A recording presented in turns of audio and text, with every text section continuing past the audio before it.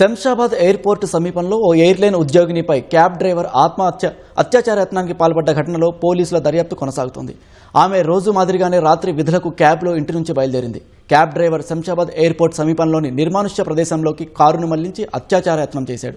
ఉద్యోగిని ప్రతిఘటించడంతో నిందితుడు అక్కడి నుంచి పరారయ్యాడని పోలీసులు తెలిపారు.